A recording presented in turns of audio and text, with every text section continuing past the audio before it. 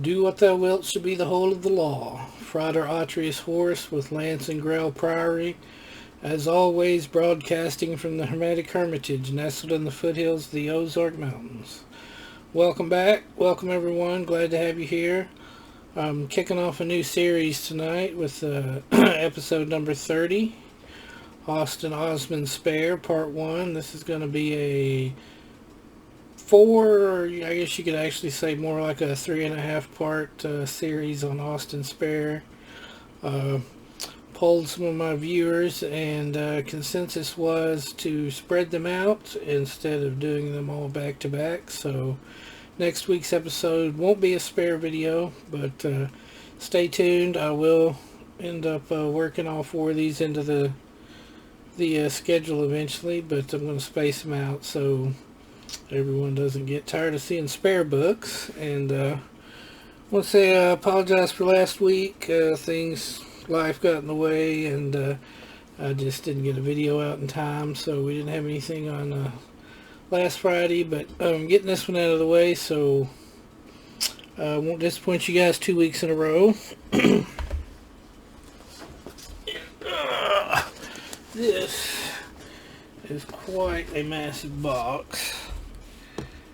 And I should say, without further ado, let's get started. Don't have a lot to say today, but I've been holding on to this. For quite a while, trying to build up a little Spare collection here.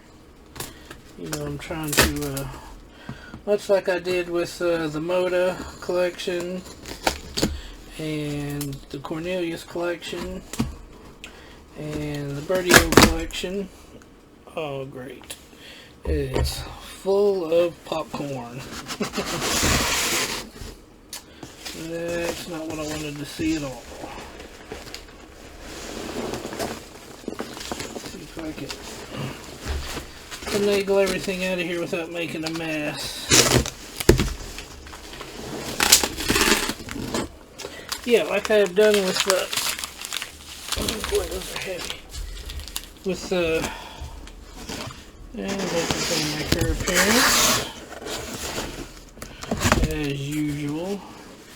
She's a box cat. I always tease her and say she was born in a box as much as she's fascinated with boxes. Yeah, I wanted to build a little Spare collection here to complement the other histories of occult artists that I currently have in the library. So let's go ahead and get started. I'm super excited about these. This was one of the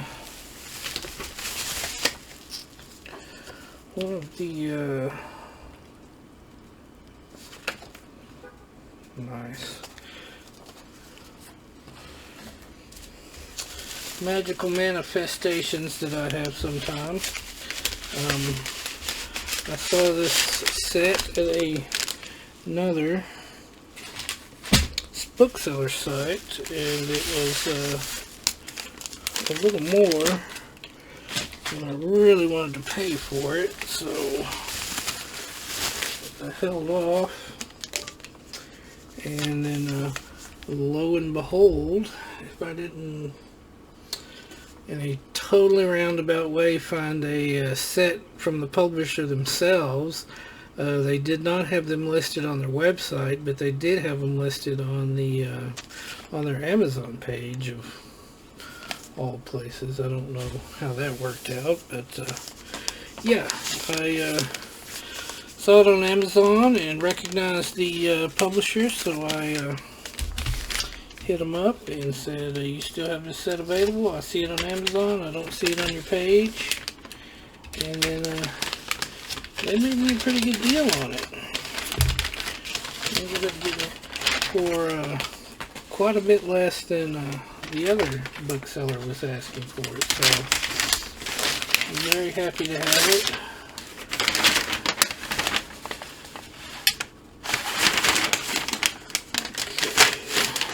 This is a set of 3, so I'm going to have to look at them here one at a time to make sure we get them in the right order. I don't want to reveal them in the incorrect order. And I've not seen this set before, but since I bought my copy, I have seen at least 2, maybe 3 other sets in people's libraries that I'm in the a couple of occult book collector books groups on Facebook, and I've seen at least 2, if not 3 other people that have this set, but I have not seen one that has the quarter-bound leather set that I'm fixing to show you here. So without further ado, let's get to it. And these are oversized, so I'm not going to be able to fit them all in the frame here, and I'll give you take a guess what I've got here. It's an Austin Spare series. It is quarter leather bound, and if you have a guess, leave it in the comments. So we'll see if you're right. So with that, let's get to it. And this is From the Inferno to Zeus by Austin Spare. By First Impressions. This is a 3-volume set. It is quarter bound in leather. Ooh, look at those marbled end papers. Those are beautiful. This is a numbered set, and we're going to find out together if I manage to get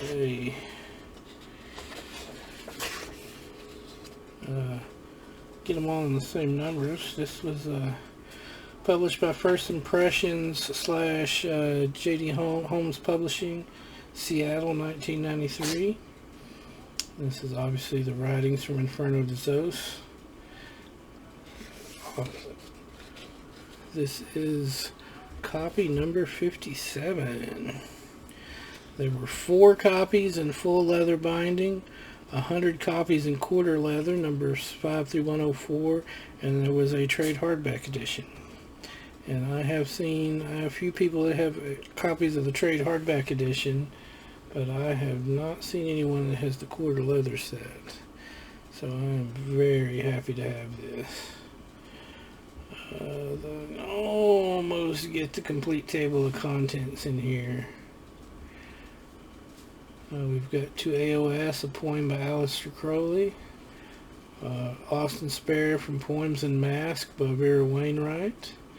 Austin Spare from Adventures with Inspiration by Hannon Swaffer.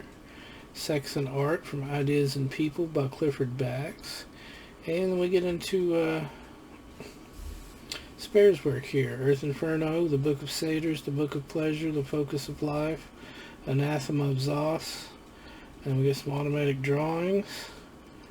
An essay by R.E.D. Sketchley from the Art Journal, together with images and illustrations from 12 poems. Form Magazine, The Golden Hind, The Golden Tree, On the Oxford Circuit, The Equinox, The Starlit Mire. Songs from the Classics, The Book of Automatic Drawings, and others. A biography of Austin Spare compiled by Clive Harper, and exhibition catalogs from 1937 to 1955, including notes by Austin Spare, Kenneth Grant, G. Sandilands, Dennis Bardens, and others. And then a miscellany. Remember that, it's in 57 once we get to the other 2 volumes. This is a extremely nice, very large, oversized hardback edition. It does have a ribbon. It is not in color. It's really gotta be hard to flip through here and give you guys an idea of what all is in here. But this is pretty much... Stop. Cats cats and paper. You know how that goes. This is pretty much the definitive all-in-one edition of Spare's work. It's not, doesn't contain everything he's done, or everything that other authors have written about him. But if you're going for a, you just want one set of books that gets you as much Spare as you can get in just one set, this is definitely the one to go with.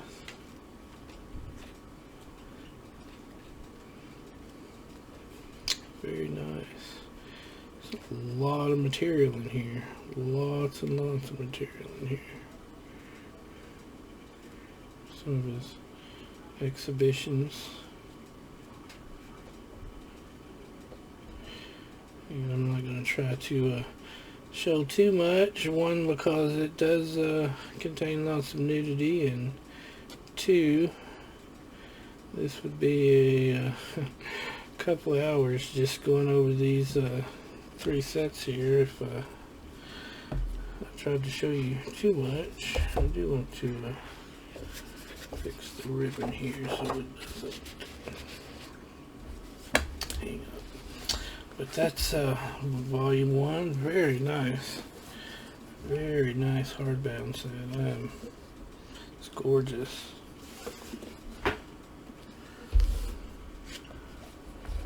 It could be a little OCD about the ribbon there until it's fixed the way I want it. But there we go with volume numero uno.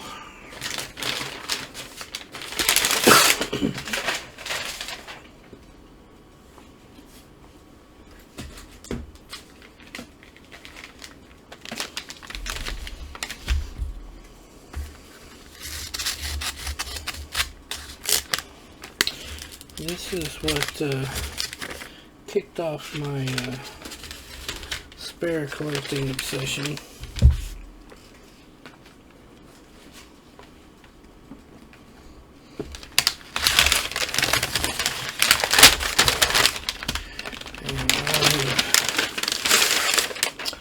And I have another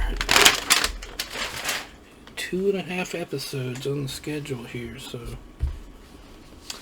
definitely look for those. Keep an eye out. This is volume 2.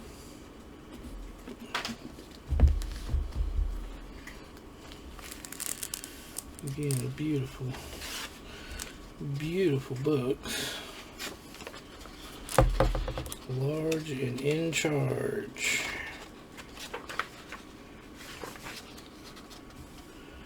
This is the artist's books from 1905 to 1927. It is also number 57. Very nice.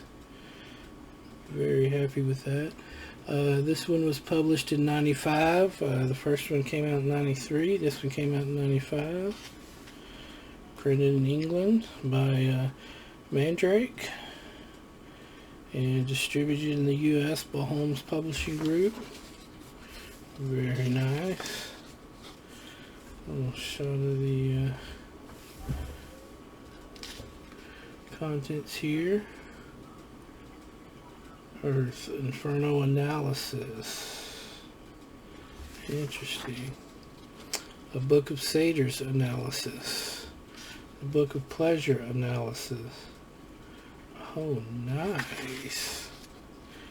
The Focus of Life analysis. And the Anathema of Zeus analysis. Oh, wow. This is cool. Oh, yeah, this is a lot more than I thought it was going to be. These are basically, oh, listen to that. It hasn't been cracked open in almost 30 years. It's hard to believe, you know, it says 94, but you know, it's 2022. That's been almost 30 years ago. It's hard to believe. Time gets away from you.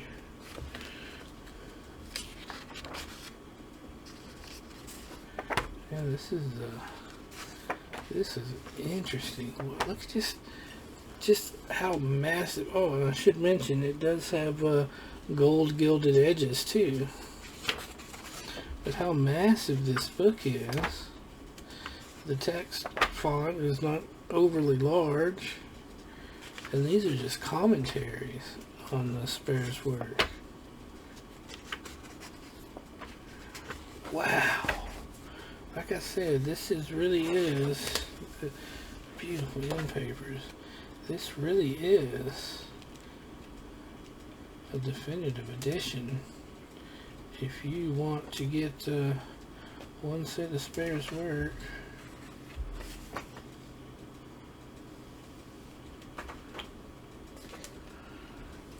this is the one to seek out. It is available in a regular trade hardback that's not leather bound. I have never seen the full leather bound editions. There was only 4, so I can't imagine those are even on the market. And if they ever came on the market, I wouldn't even want to think about how much those are going to be going for. But there are the trade hardbacks are still available from J.D. Holmes Publishing up in Seattle, and he might still have a copy or two of the this leather-bound edition available. Don't hold me to it, but you're welcome to check out his website, shoot him an email, and see.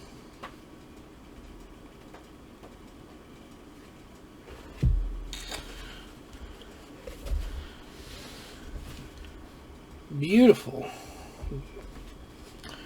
Show you well, that's going to show up, but they do have gilded golden edges. And then let's get into volume number 3 here. These are massive books.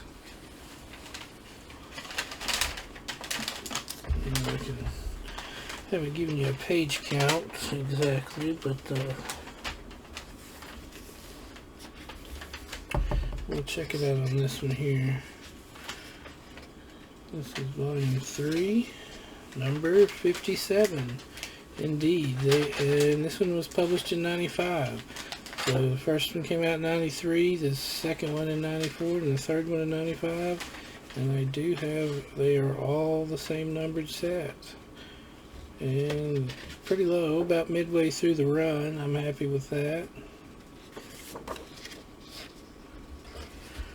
The Spare's Family Tree. Does this have a table of contents? Did I miss it? This is Michelangelo in a Teacup by F.W. Letchford, edited by Aaron Naylor. I think this is somewhat of a biography of Spare. Got some pictures here.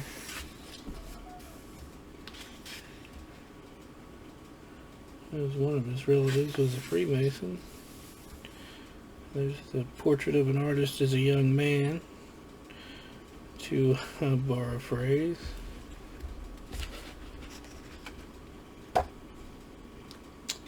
And this looks to be biography, more art, some history.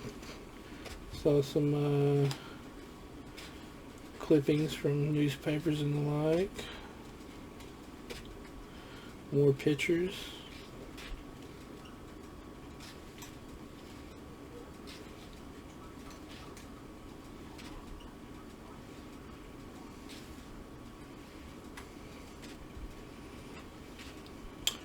Very nice.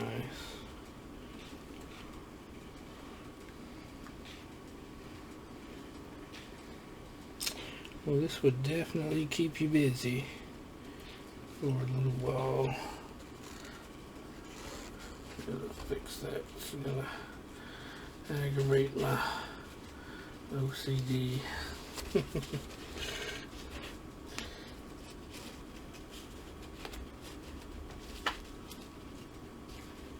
There we go, perfect.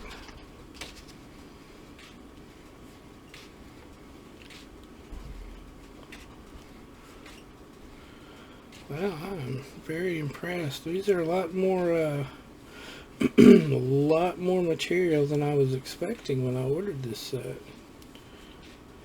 It's hard to get a lot of information online of what's in them. Besides, of course, from the Inferno to Zos, which contains most of his major works. But all the commentary in Volume 2, and then all of this biographical information here in Volume 3. This is quite a bit. Quite a bit.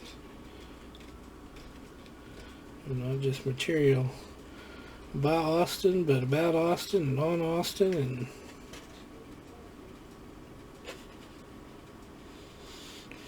and there's his obituary. If I come again, I will not spare. 1886 to 1956. Love it. Love it. These are just fantastic. Very happy. Unfortunately, they're just a little bit too big to fit in with my camera here, and they're hefty tomes. And here we have it. I'm gonna get them all in the one shot here, but wow, give you an idea of if I can wrestle them up here. How thick all three of these are together. I mean, that's easily, I don't think their pages are numbered to give you an idea. No, unfortunately they are not.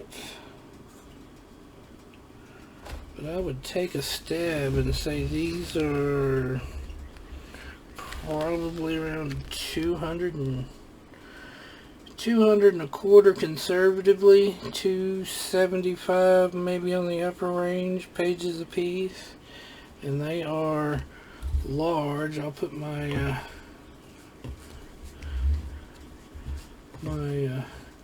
book opening knife here in the shot to give you an idea kind of how big they are. I think this is about 8 inches long probably.